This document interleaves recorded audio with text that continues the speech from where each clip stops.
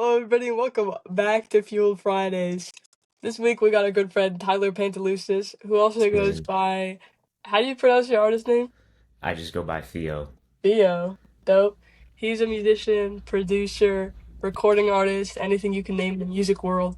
And we're here to talk to him today a little bit about himself, his EP, which is upcoming. Talk about his inspirations and just himself. He's a super awesome artist, so we're so excited to have him. Thank you so much. Um, yeah, man. It's a pleasure to be here, of course. Thank you guys for taking the time to interview me and everybody else in the past as well. And yeah, let's get into it. Yeah. Our first question of every episode is, Tyler, what's some media that you've been consuming that you love? Movies, TV shows, albums? All right. Um, I guess I'll do like all of them. So for music, personally, just Balloonerism by Mac Miller. Ever since this came out, I haven't stopped replaying it. I really love it. Too good. Production is stellar. The lyrics, just everything about it is just like literally blows my mind. Like I listen to it and like I look at my DAW and I'm just like I don't know how he did this. Like cuz it's literally genius. In terms of I don't really watch movies like that to be honest. Like I haven't really been like a movie guy. So I don't have any off the top of my head. But for shows, I'd say I've been really watching Snowfall lately and finishing up Better Call Saul. So that's kind Mm, of just what I've been listening and watching as of late. yeah, good, good Rex. I gotta go back and Of watch course. like Breaking Bad stuff, and I've only seen a handful of it, so I'm like, I know it's good. Everybody It's says it's good. I you just gotta gotta get push on through it. it. You gotta push through it. It's hard, but once you do it, it's worth it. I take that advice. Um, you've got a single out in the world. It's I called do. Tired. I hide it though. And you got an EP coming up. I do. First off, you got a date for that?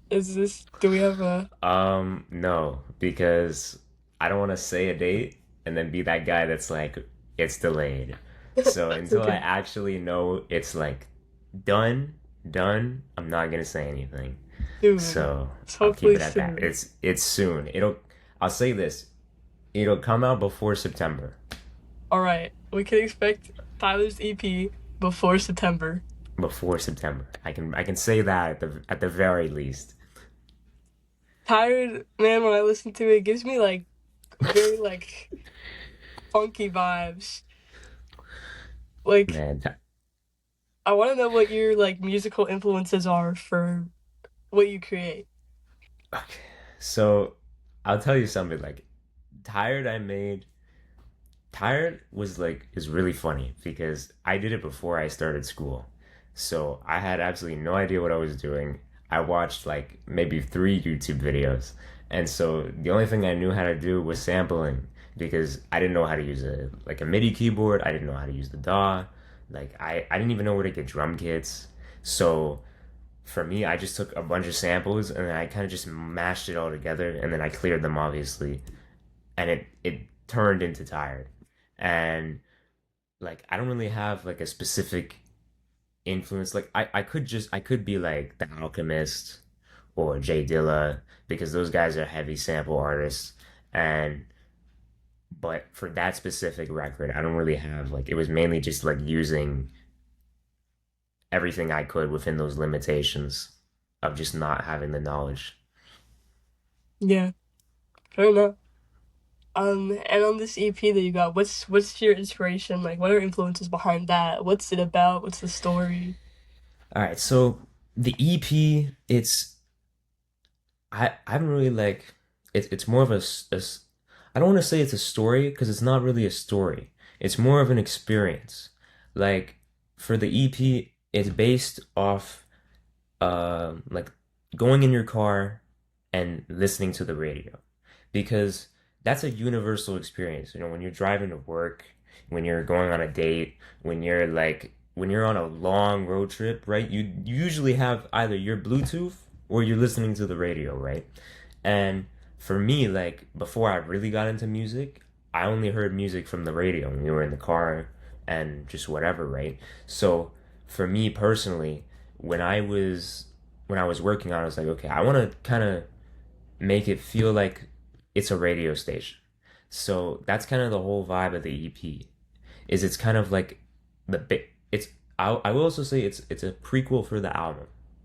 Like it's more of like to hold you Yeah. off until I'm actually finished the big thing. But the EP, that radio theme does tie into that. And I can't really explain it. It's kind of just something you have to hear it and then it'll make a lot more sense.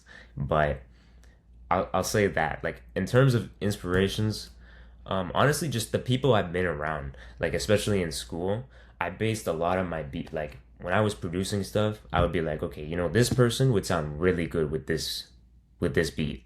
Or I would be in the process of making it and I'd be like, well, this person would be really good with this. And I kind of molded the beats to fit the artist and the personality themselves. And then that's kind of like, okay.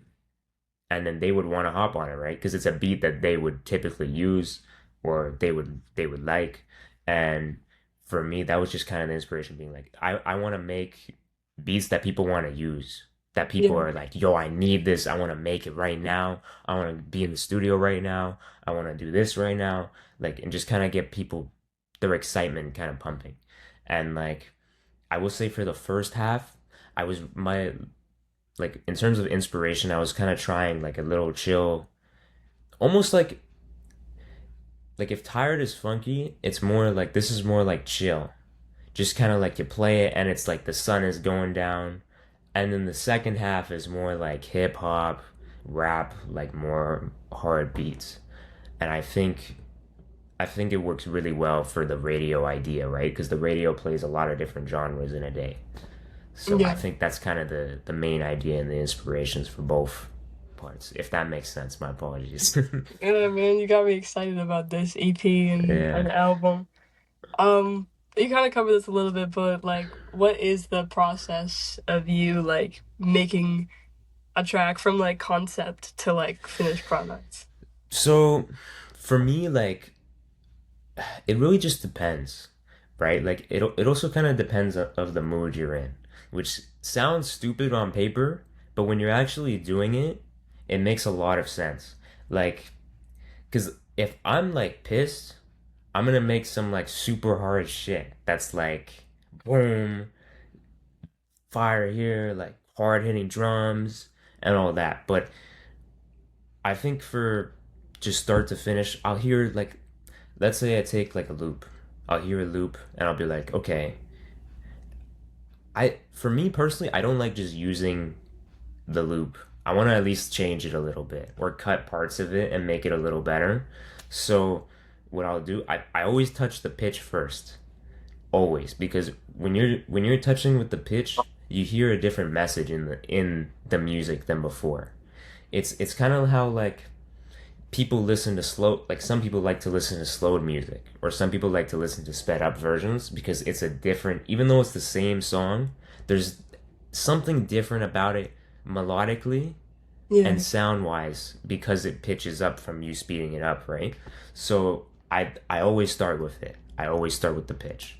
And then once I have the pitch down, I kind of arrange it like, okay, how would this go? Like I'm gonna do this would be a verse. So I'll do that drums will kick in here. And then let's say it's a chorus, maybe the drums die down, maybe a little bit of reverb here to kind of give it some space because when you're making a beat, you want it to be interesting, but you also don't want to do too much. Because what really makes it interesting is the artist at the end of the day. Like you can have interesting beats, right?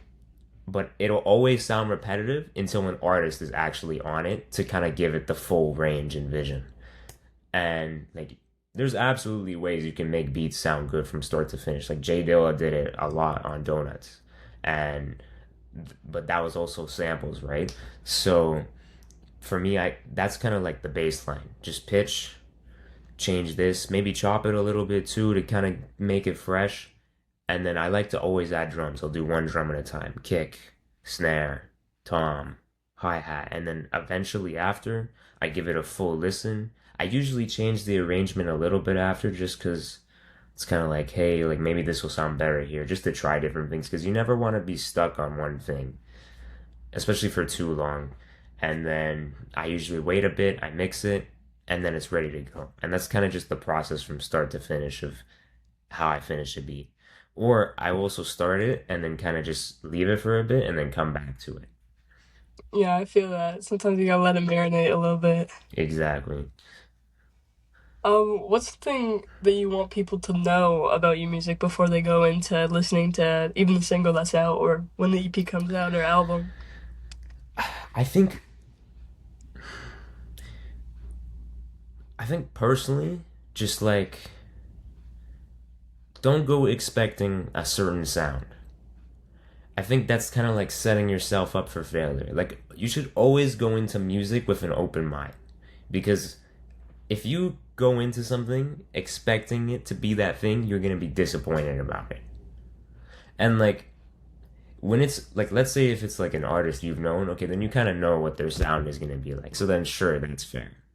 But when it's something new, especially since like this is like two different almost genres in one thing, go into it expecting to come out with not just one genre per se, but just more like ideas rather than just one simple stuck thing, if that makes sense. Yeah. And I think like it's hard to find music these days that aren't like a fusion of genres in some way. Yeah. So I think that's really special about like music. And for you, like this is another question I had is like you don't have a label, you know, at No, the I'm fully moment, independent. fully independent. What do you see as some of the drawbacks versus some of the positive things about being an independent artist, especially in the world that we're living in? Man, it's actually really funny you asked me this question because I got into a full debate with my music buddies about this. And I was actually on the side of the label. I was literally like 1v7 right here. And I was like, and I think like if you're independent, you obviously have full creative control of the marketing, the social media, the music itself, and those are all really great things, right? Yeah, Especially if you're not doing one sound, like because if you're doing one sound, then you don't really need to be like, you know what I mean? But hmm, when you're independent and you're doing something that's completely out of this world, you can just do it. yeah, Whereas if you're on a label, for example, like they're gonna listen to it and they're gonna be like, well, how are we gonna sell this? This isn't what you normally do, or this isn't how, like, this isn't sellable. They don't see like that vision of like, okay, this could do well. And obviously, there's been a lot of cases of that in the past. I think another drawback of being independent is actually how much you have to do. Because nowadays, you're not just an artist, you're an entrepreneur. You do the social media. You do like think of it this way, like even just for your podcast that we're talking about right now, like how many accounts do you actually run? You have an Insta, you yeah, have a TikTok, you have probably a Twitter or X, whatever you call it, a YouTube maybe. yeah, That's five 100%. accounts. So Yeah, not only are you a host, you're an actual you're a social media marketer, and you're also as an entrepreneur, you're like you're it's a business, right? And that's kind of like with a label, a lot of that is done for you. So now you can just hone in on what you're actually good at. And in my opinion, I think that makes better results for music too, because you don't have to worry about, oh my God, how am I gonna upload this TikTok tomorrow? And like you'll probably still have to do that, but not to the same degree, right? Maybe you'll spend like an hour or two, and then boom, you're good for like 2 weeks. Whereas like you gotta make music, you gotta do the marketing, you gotta figure out, okay, is this video good? Why didn't this video do as good? Whereas if you're not independent, the label will figure that out. You know what I yeah, mean? And even not even just like a big label, like even an indie label. But I will say like another great thing about being independent is that your splits all go to you. And that's especially important if you're doing like hip hop and you're doing sample based music. Like for Tired, I lost 30% of the entire song revenue just to samples. yeah, So imagine if the label took 20, now that's 50% completely gone. and Yeah. streaming doesn't pay.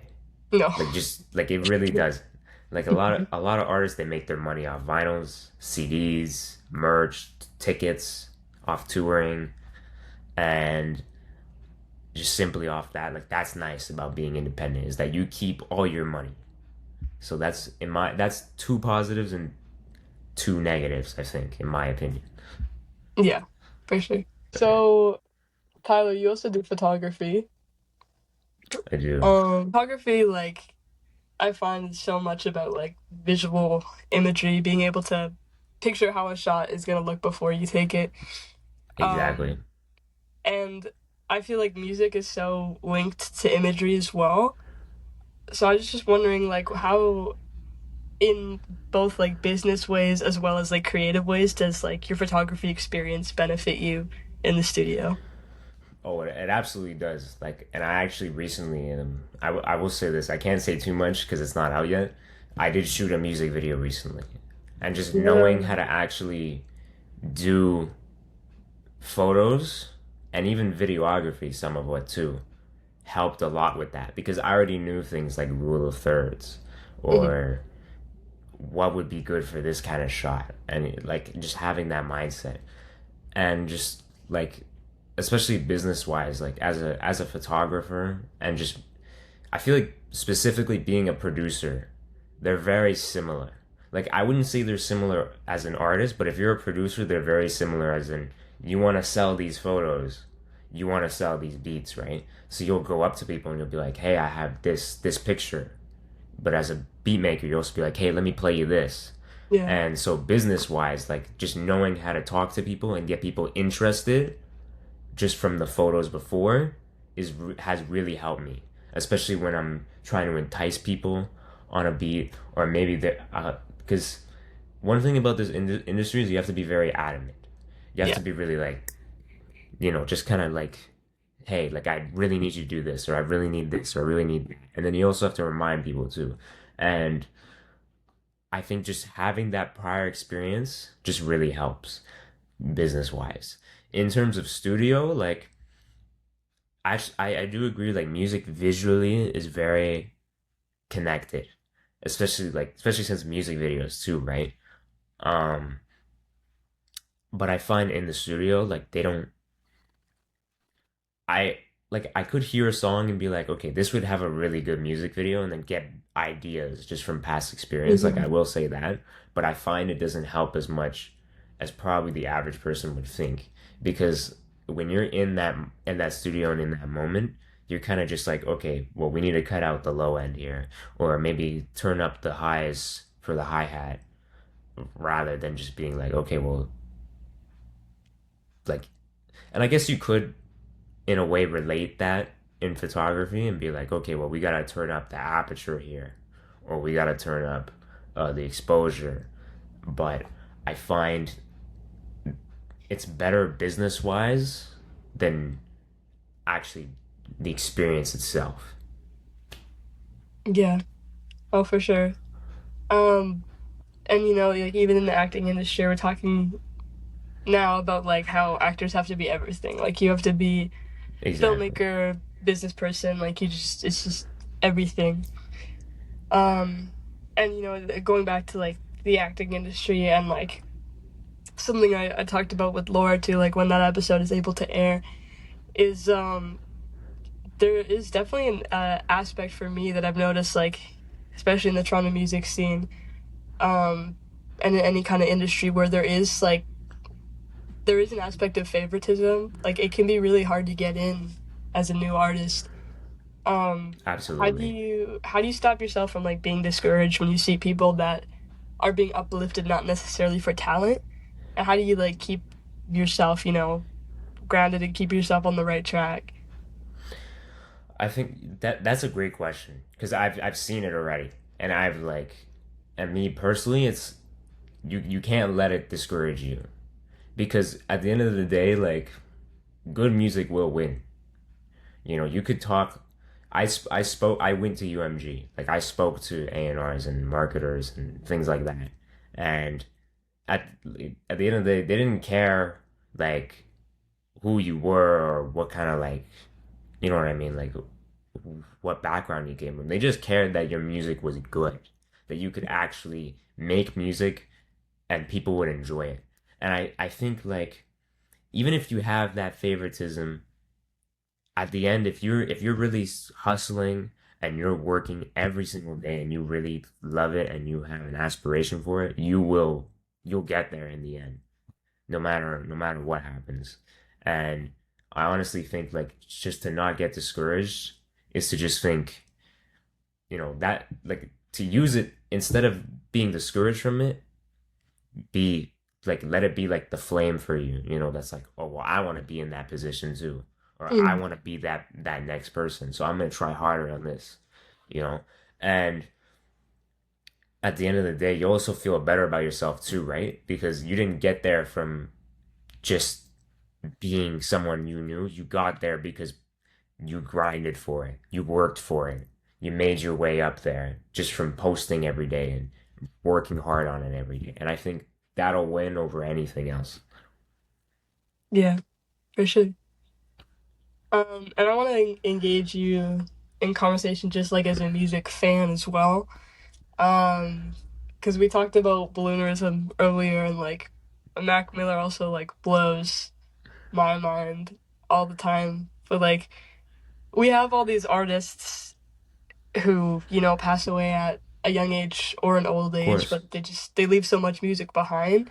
What is like the importance of like the legacy of a piece of music, or like legacy of art after somebody passes away for you as a fan and as an artist? And that's a really good question. Like, because I've thought about legacy a lot. You know what I mean? And that comes to like what I want to drop as well. Like when I think of my EP, even the album, right? Like I actually wanted the EP to drop last month, but I think I always think, especially when you're trying to leave a legacy as an artist, that quality over quantity is so much better. Because think of like a lot of artists that have died and then the label dropped all their stuff, right? And Mhm. it's just complete garbage. Like X Mhm. is it as much as I feel horrible, is it a great example of this? His label took unfinished demos of literal Mhm. mumbles and dropped it. Yeah. What does that leave as a legacy? Especially when you're dead, right? So you don't have a say on it. You don't Yeah. have like, oh well, this is bad, or I want to finish it. And I think for me, just being able to keep a good legacy as an artist is great. And I think even as like even just someone who likes music, I always think like post death albums should only be released if the person wanted it out. If they didn't want it out, it shouldn't be out. Let's be Yeah. for real. Even if the fans really want it. And if the fans really, really want it like that, there's obviously leaks, which is a whole other thing. Yeah. But I think just from those two standpoints, that's kind of like you gotta when you're alive, you just gotta keep a good legacy because you're remembered by your best work. And no matter what happens, like David Bowie's another great example too, right? He has some amazing albums, but was he always a fantastic person? No. No. But you don't but he's dead, right? Yeah. So you remember his best work. And you kind of want to be remembered for, oh, you made this really great album. Not, well, you made this okay album and you were an okay person. You Yeah. get what I'm saying? Like, Yeah. No, for sure. And another thing on like the fan perspective as well. It's something I'm a little jealous of you for. Recently, you saw Kendrick and SZA and Mustard. I still I love Drake, by the way. Listen, it's a complicated relationship. You and me being Drake and Kendrick stans. It's been talked about here recently, I and was bumping Family Matters the other day. I don't uh, care. I Okay. know, I man. love both. It's tough. You get hated on either way, you know. No, but I just wanted to know, like, what for you? I've seen artists that I love on like a recording, and then I go see them in person. I'm like, I'm never listening to them again. Like, what makes a great live show? Man, I think for me, absolutely is the way you present yourself. You know what, like, because I've seen this a lot where like your music can be bad, but if you perform it well, it's a completely different thing. Like, Yeah. so I think for me, like, just if your presence is good, also confidence. Like, if you go on that stage and you're confident, you're gonna have a good show, and the audience will feel it too. But if you're nervous, then you don't get that like that cleanness of it. That's why people do rehearsals and everything too, right? And that I think that, in my opinion, makes a good show. And another thing of making a good show is kind of is really like, and DJs do this a lot, is knowing when to kind of go up in energy and down in energy. Yeah. Like, speaking of the Kendrick show, for example, he started very hype, right? And then SZA came in and it kind of lowered it, and then he came back and it went up, and then SZA came back and it went lower again. And I think that's a perfect way of balancing the two. It's kind of like if you're able to master confidence and knowing when to go up and down in energy levels, that'll make a great show instead of just a good show. hmm and I want to talk a little bit about Kendrick too, in like the aspect of how iconic his like halftime show was. Is like if you're comfortable answering like in this world that's so there's so much terrible stuff going on. Absolutely. What is the importance of like art being political or art as an act of protest? I think it's important, like, just because, especially, like, not even just today, but even from, like, 20 years ago, like, for example, like, gangster rap. Gangster Mhm. rap originated from things like police brutality and black neighborhoods being unsafe. That music became an escape. The same way that To Pimp a Butterfly Mhm. was speaking about not only just political issues at the time that were bad, but also mental health that wasn't as big of a thing in 2015 on Mhm. songs like You. So I think being like, you never want to do it too much though. You want it to make sense, especially when it's on an album, right? Like, Yeah. it's one thing to do it in a performance, it's another thing to kind of like, because I find if you do it too much, then it won't be good. You Yeah. gotta, you gotta do a good mix of like, okay, this is music, but sprinkle in the themes. And that's kind of like, that's how gangster rap did it too back in the day. It was all like, to the average person, right? It was just about shooting people or robbing or whatever, right? But if you actually deep dive, then it's not just about that. There's more to it. The same way that Kendrick did it on To Pimp a Butterfly. It's not just a jazz rap album. It's Mhm. actually speaking about political issues and more than that too, right? So I think it's definitely important. I think artists should do it. I just think there's a limit to how much you should do it Yeah. before it kind of spoils the art and just worsens the quality. Yeah. And before like it creates something disingenuous, I believe as well. That too. Um yeah, no, for sure. Um and yeah, touching on like, you know, again talking about Kendrick and Mac Miller, and there's like so much music out there. It's tough to do like there's so much everything out there. There's so much film out there. There's so many actors out there. There's so much music out. Like it's so tough to make something that hasn't been done before.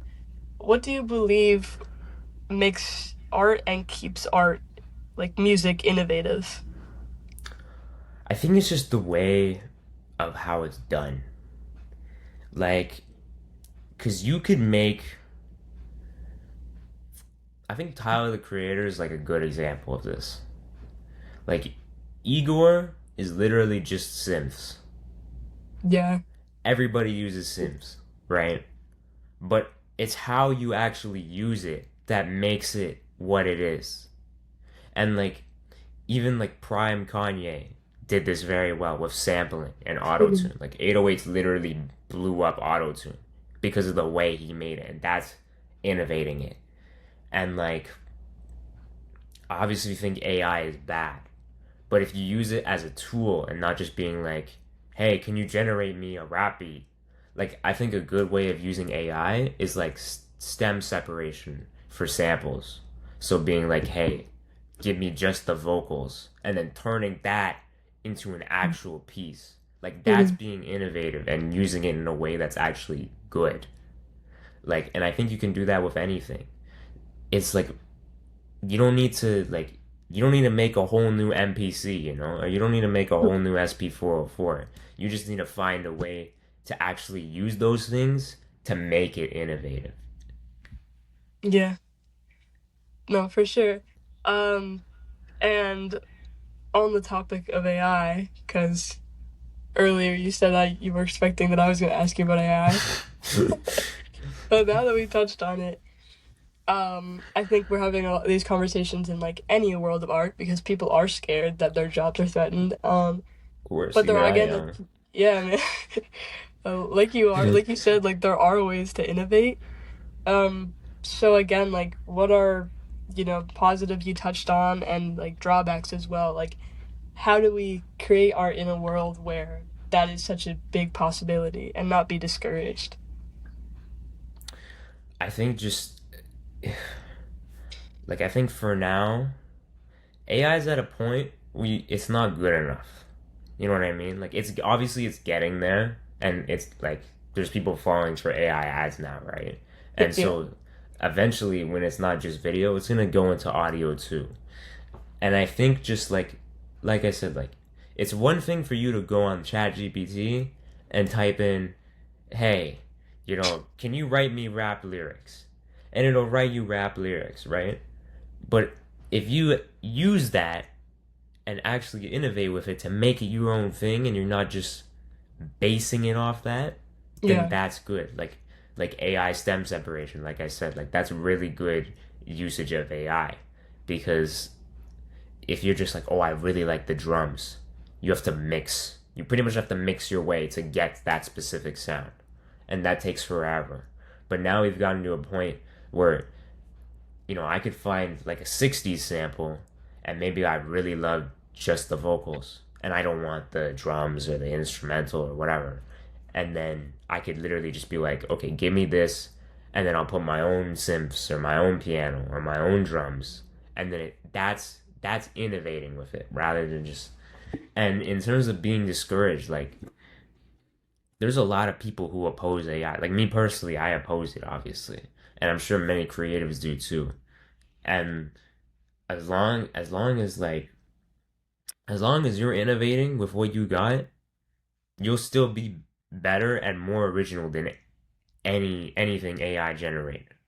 Like you can AI generate a cover art, but if you know that yours is better, people want that authenticity. They want that like originalness. And at the end of the day, like AI may have a fake brain, but your creativity is leaps and bounds better than any LLM out there. Not even just ChatGPT or like DeepSea or whatever. yeah.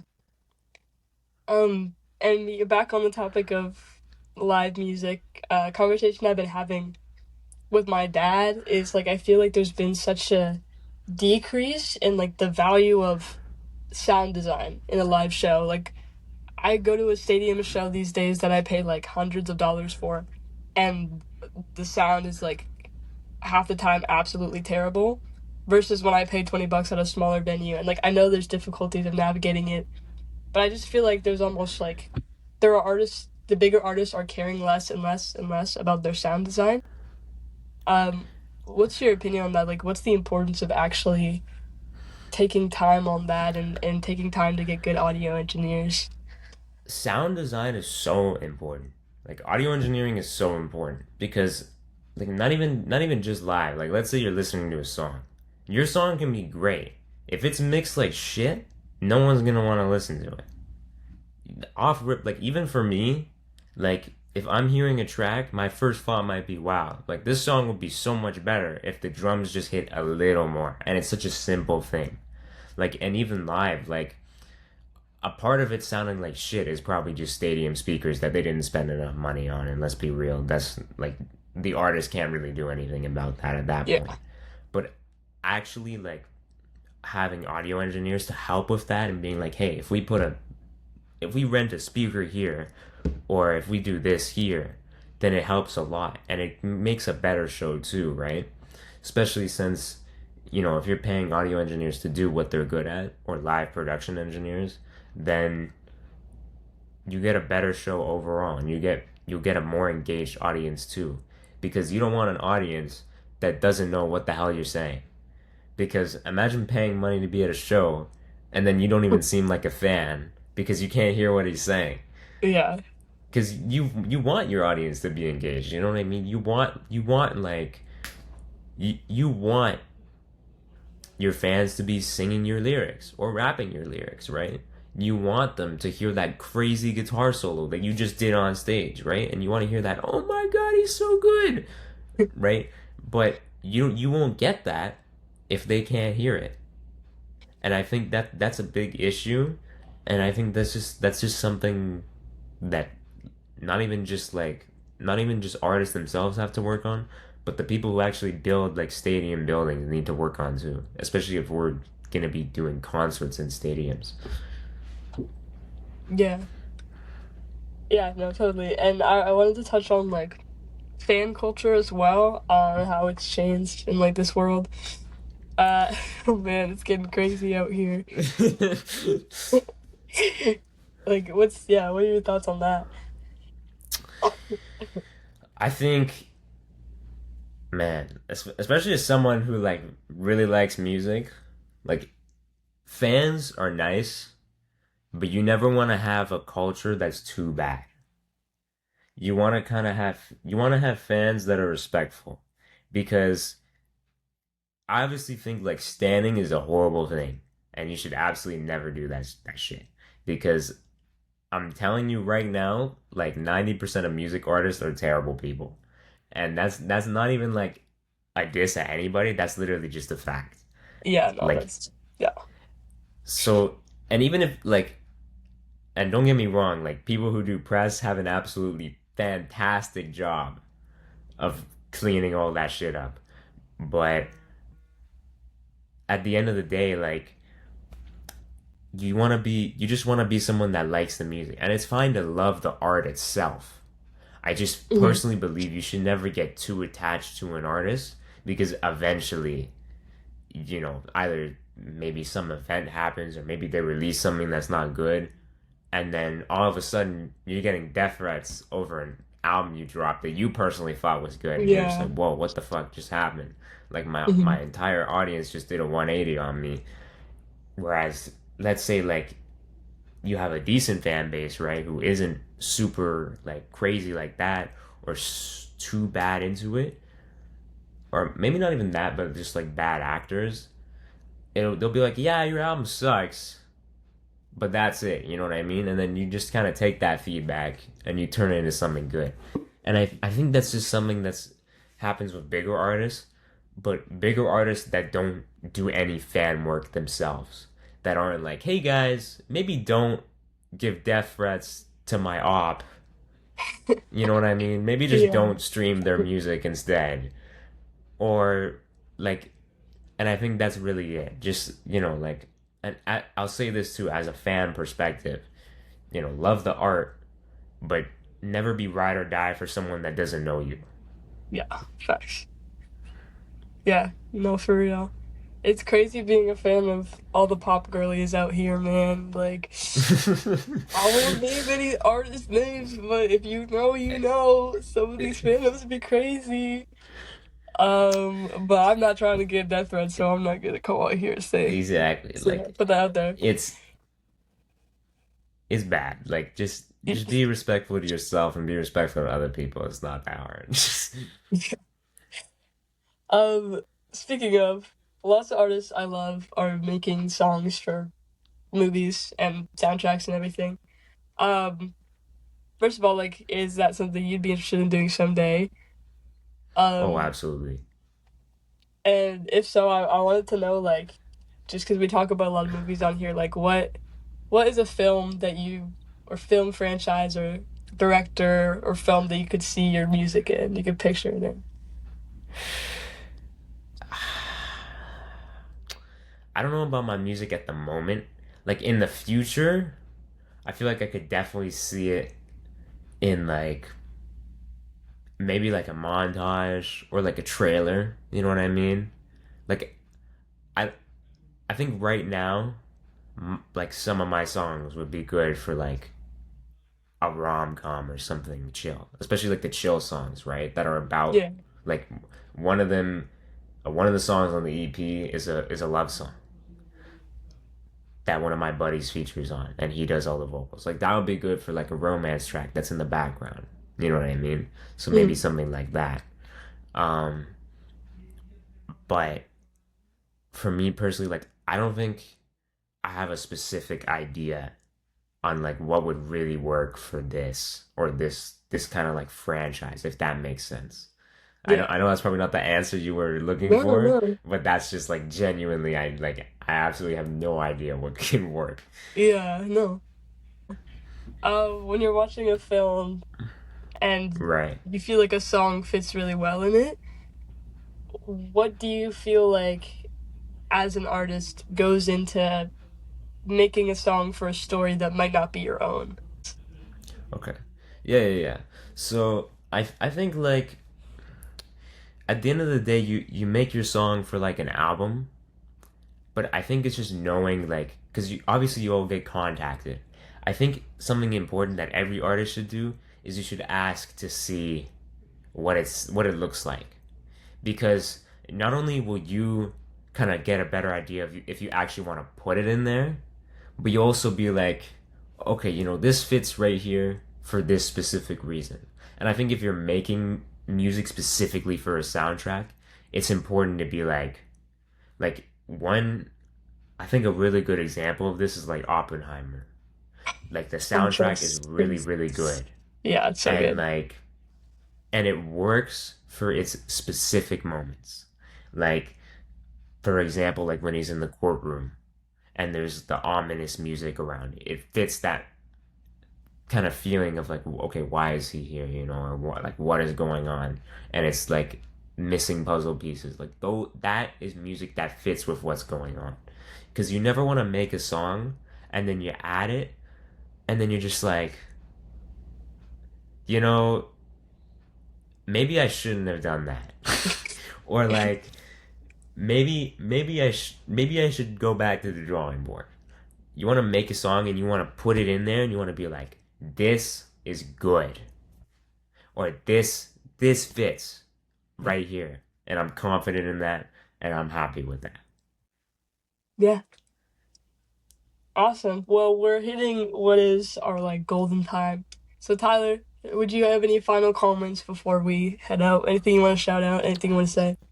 Yeah, just first of all, shout out to the Powerfueled podcast. You know, make sure you check it out. Yeah. Instagram, YouTube, TikTok, everything you guys got. Shout out to you two, of course, for taking the time to interview me. I really do appreciate it. And shout out to all the ones who helped me out with the EP so far: Jaden Petty, Rio, Scartown Coon, James Bright, Eddie or Kato, just to name a few people that's been helping me out with it. And really, just thanks to everybody who's supported me up to this point. Like this is a big jump for me, especially from photography. Um, so I'm just thankful for everybody who's been helping me up at this point in this journey. And yeah, just keep an eye out for the EP. I go by Real Theo or Real Theo on Instagram and TikTok, and my just Spotify and everything else. Apple Music is just Theo. So make sure you guys check that out. And thank you for having me. Yeah. Great. Jace, do you want to give our outro? Um, where the hell were we again? We're in TSA right now, right? Yes. Yeah, so we'll see you on the plane finally. Um, next week, Let's hopefully. go. This week we It were in might be a TSA. little later than next week. Next week we'll see Who you on the knows? plane. Next week, me and Jace are doing the June Media Roundup, first episode of every month, where we just talk about movies, shows, That's the next music we one? listen Dub. to. Yeah, that's our roundup. So thank you so much for listening. Thank you, Tyler, for coming on. Of course, Please thank you check for in the having me. description for all his links, and we'll see you next week.